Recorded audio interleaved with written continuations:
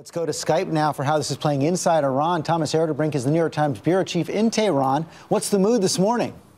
Well, you know what's very interesting? As I came back from the press conference with President Rouhani, I was almost embraced by my neighbors who for years have been asking me, Thomas, what will happen with the nuclear program? Where is this heading? Will there be more sanctions? And today, for the first time in a long time, they were all smiling. Before that, I was invited to a selected press conference at President Rouhani's office.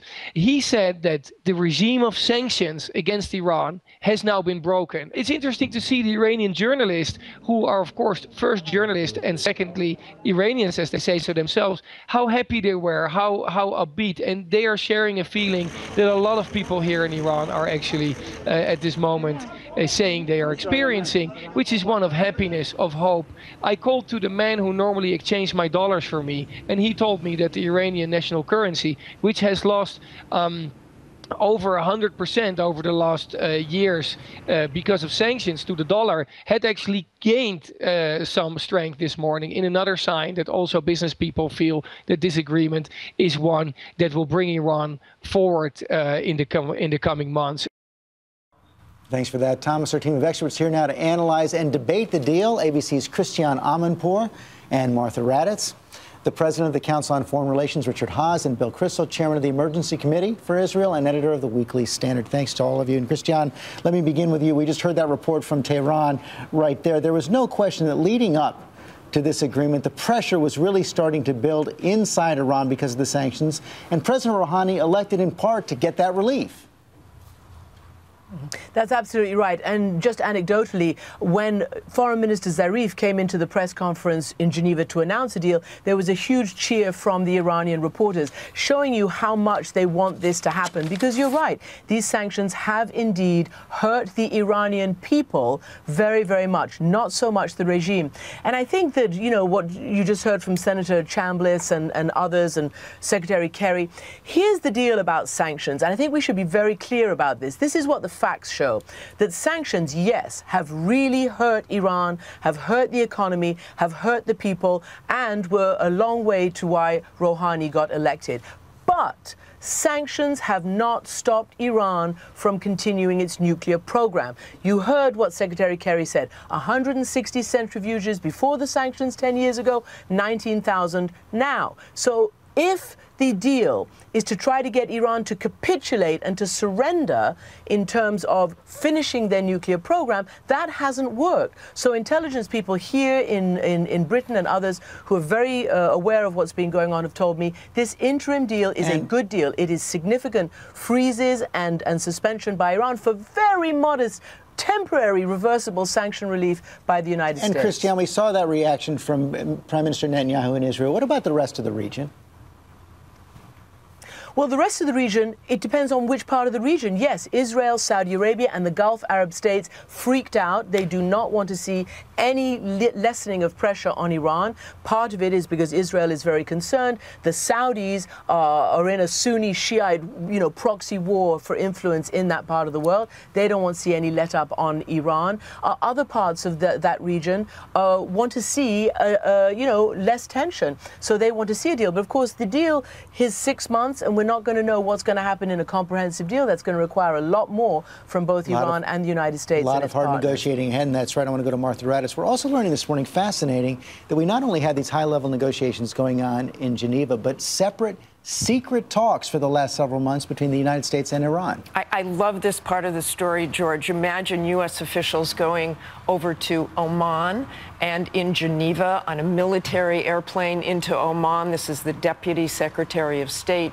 William Burns, and a man named Jake Sullivan, who is the principal foreign policy advisor for Joe Biden. They went over there, met with senior Iranian officials, and nobody really knew about this, including some of our closest allies, including Israel. And they basically set the stage. They had about 5 secret meetings saying, how do we get to talks? At the same time, we're also seeing this big debate now about what this actually does to the Iranian program. Secretary of State Kerry saying it expands the period that it'll take them to get a nuclear weapon. You hear Senator Chambliss completely disagrees. What's the United States estimate for how much time this is buying us? The experts I've spoken to just a short time ago believe it doubles the time to break out when the Iranians could push for a nuclear weapon. The worst case was 1 to 2 months. The Israelis certainly believed it would probably happen in 1 month, maybe just weeks. They believe this would double the time because it eliminates and the production of 20% highly enriched So not even uranium. close to a permanent deal. Not But even you're close. calling it, Bill Kristol, just a pause